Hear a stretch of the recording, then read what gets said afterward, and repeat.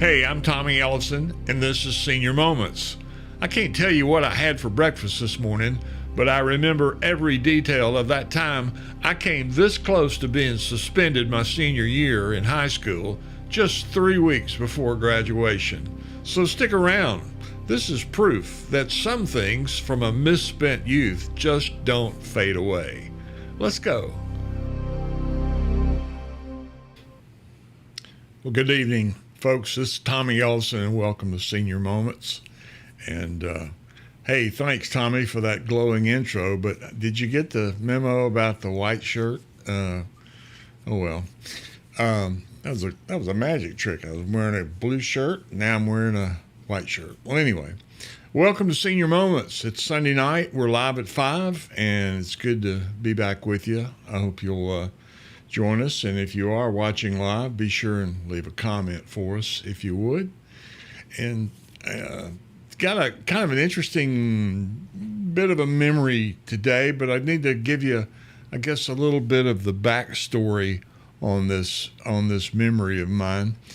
There's been a lot of talk these days about gambling in Alabama and lotteries and of course, there's casinos on the Indian land here in Alabama, and they're exempt from the state and local laws. So there's a lot of lottery legislation that's been in our legislature here in Alabama off and on, and they can't quite seem to make up their mind. The people have voted on numerous referendums, and so the question really comes up about lotteries and all is, where does the money go? And of course, we know who's making the real money, but that's all part of the argument, pluses and minuses. But now you've got these things about bingo halls, and that's what I wanted to chat a little bit about with you tonight, because these bingo halls, have what they call bingo machines. Now, our Attorney General has warned the cities that they can't override the state or constitutional law to legitimize these slot-style machines, and they're calling them bingo machines. And, of course, slot machines are outlawed in Alabama unless you're on a legitimate casino owned by the Indian consortium there. But it seems like some of the localities in Alabama do a little bit better job of enforcing the state laws regarding slot machines, and they, according to the law, are illegal. But and I was reading yesterday that there's a machine, they refer to it as a what did they call that? Senior moment. It involves putting pari-mutuel betting down on horses, and apparently these machines allow you to do that, and they're not necessarily considered illegal. And I'm sure that's probably what they're using in some of the pari-mutuel betting halls and casinos and things that utilize those things. But bingo halls are a little bit different story. And of course, you can read in the paper just about every day that they're closing them down and hauling off all the machines. And next thing you know, they pop up over here in sometimes the same town, sometimes in an unincorporated area. And anyway, it's a little bit of controversy, like we need more drama in our life these days. But this senior moment of mine kind of goes back about, I would say 15 years or so. You see, I used to be in a cover band, and if any of you people have been living under a rock, you don't know what a cover band is. Well, it's a band that doesn't play original music. We cover other artists' songs, and of course, I was in a band that covered a lot of rock and roll and country. And in fact, not only was I in one band, I was actually in two bands during this time frame and dark period in my life. One was called Somebody's Daddy, and the other was called the Turner Over Band. And it was named after our lead guitarist. His name was Dennis Turner. He's still around, still playing all the time. Great guitarist. Can't slight him for his guitar playing skills. And Dennis actually played in both of these bands, Somebody's Daddy and in Turner Over Band. Very talented guy, and as I said, a great musician, more so than me especially. But the Turner Over Band was a four-piece group, and we mainly played redneck bars and local dives, but we were kind of a more affordable option for people looking for live music and a live band, unlike Somebody's Daddy, which we were playing a lot of the high dollar wedding reception gigs, and so that was kind of our niche. And we were a six-piece band with Somebody's Daddy, so it was a little bit more money to hire us. But in the Turner Over Band, we had our lineup was a guy named John Kelly, who was our lead singer and also a drummer. Great guy. Still keep in touch with John. Of course, I mentioned Dennis Turner, our lead guitar player. I played rhythm guitar, which basically means I don't know how to play lead guitar, and did some singing as well. And we had a bass player whose name I really don't remember. It escapes me. I tried to look it up, but I didn't come up with that name. In fact, I think we had two bass players off and on as we were playing together. And we kind of played a mix of country and rock and roll and what some people call country rock fusion, which was a blend of the two. You know what I'm talking about. I don't need to name the titles. So, but one night, and this goes to the story I want to tell you about, we were hired to play a bingo hall up on the Jefferson-Walker County line. And if any of you know geography, you know that Highway 78 that leaves out of Birmingham, that goes up to Jasper and on into Memphis, has a county line there, and it's had some questionable businesses right there on the line, and I guess this might have been one of them, but it was a bingo hall. And it was the first time we'd played a bingo hall. Didn't really ever think much about even, marketing our band to a place like that. And so we didn't really know what to expect. And I guess that's probably why I get the name of this group, because what we actually, what I call this episode is Bingo, Bunco, and the Boys in the Band, which kind of brings us to tonight's episode. Turned out to be a building full of machines, and they were called bingo machines. And I mean, there weren't any bingo cards like I think about. Hey, I was raised Catholic. I've been around bingo all my life, E37, bingo. And you got a card, and you got to go check out, make sure that the numbers match up with what's been called, and then you win. That's what bingo meant to me. But these were all just machines. They were like lights and bells and lots of buttons to push. And I don't know if they had the crank or not. I don't think anybody uses those anymore.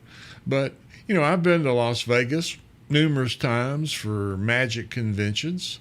And I've been to the Mississippi Gulf Coast for different conferences that have had their meetings there, and walked through the casinos and seen the slot machines.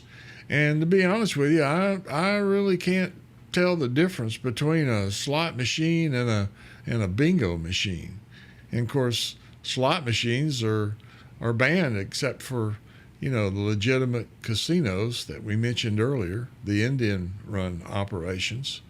Well, this night that we were playing, there were a ton of people. I think it was a Friday night, but there was a ton of people that showed up to play bingo on this hall. And they also showed up for one other reason. You see, the establishment, the bingo hall folks, were giving away a brand new bright yellow Camaro parked out front so that everybody could see it when they walked in. And everybody wanted a chance to win that new car. I mean, this is the Jefferson-Walker County line. I mean, this was like big deal. They're going to give away a car tonight at the bingo hall. Well, there was just one catch. In order to uh, win a ticket to the raffle to give away the car, you had to play bingo. And that's kind of what we were doing at various points. As we were playing the music, they would ask us to stop, and they would come up on our microphone and sound system, and they would call out a number. And that person would get a paper ticket. You've seen them used in raffles all over the place. And, they take two tickets with the same number. They drop one in the bucket, and they give the one to the person. And of course, the person that, gets their number called out would win a key. A key, supposedly, or I guess you would say hypothetically, to the car parked out front.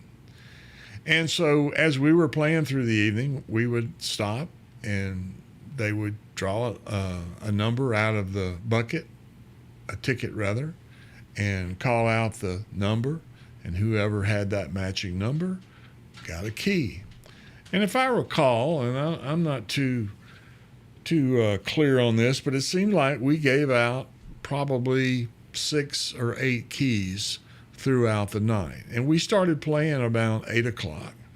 And about midnight, they said, all right, we're going to find out who has the winning key that opens the door of the car and walks away with a bright yellow, brand new Camaro. That was the plan. Well, as the guys that got the key came together, and people were all excited, and friends and family were gathered around to see who was going to win this car. And of course, the thing about it was everybody was staying and spending money and losing money during the course of the evening. So it was a draw for folks to kind of hang around and do their thing. And of course, who benefited from that? Well, the first few keys, one guy would get up, try the door, wouldn't work. Next guy gets up, tries the lock, doesn't work. Third guy, doesn't work. And then one guy gets up with his key, opens the door, and he wins the car. And of course, when it was all said and done, everybody started to leave. The crowd cheered, and the show was over. We were done playing for the night. Everything seemed legit. But here's the kicker. As we were packing up all of our equipment and gear that we had set up to play, my drummer's wife, John's wife, she came up to us and she said, there's something kind of weird going on here. And we said, well, what are you talking about? And she said, the guy that won the car? She said, isn't that the same guy that we saw earlier dusting off the Camaro before we got up here to play? I mean, we were unloading, and, he was out there wiping the car down, the guy that won. I'm going to let that marinate for just a second, because, I don't know if this guy knew in advance he was going to win. I don't know if it was all rigged, but it sure sounded kind of as, who was it, Elmer Fudd used to say, there's something awful squooey going on around here. It hit us. This whole thing might have been rigged. And it seemed like the winner, may have been a plant. Hey, he might have even owned the car already. Or maybe he worked for a local car dealer who was, looking for a little exposure with the locals. I don't know. I'm not suggesting that. I'm not accusing anybody. I just know that when a guy that wins the car was seen earlier in the evening dusting the car off, it kind of leads you to think that something awful squooey was going on around there. Not really a giveaway, just a ploy to keep people feeding those bingo machines and hanging out, spending money. And, everyone felt like there was a winner, except those who were playing all night, who probably walked away losers, not only of the car, but of their paycheck as well.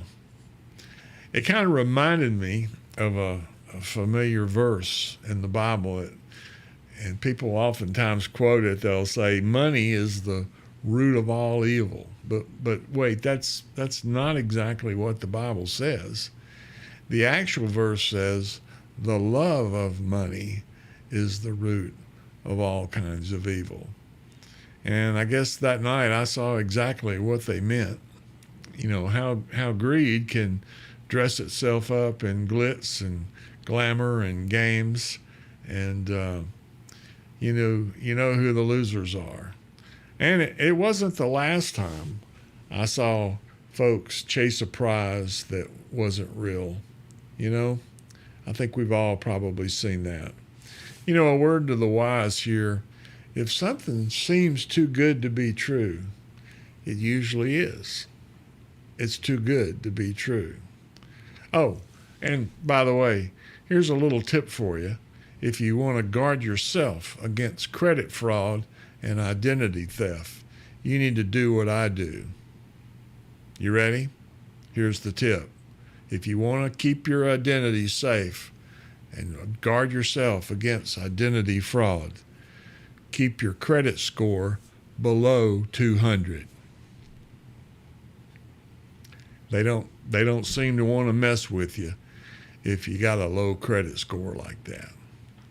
Well, I've enjoyed being here with you a few moments. I hope you enjoyed the magic moments. Did I just say magic moments? Sorry about that. Senior moments.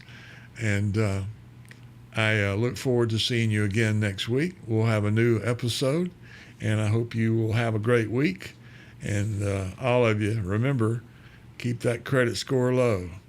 If it seems too good to be true, it probably is. Have a great evening.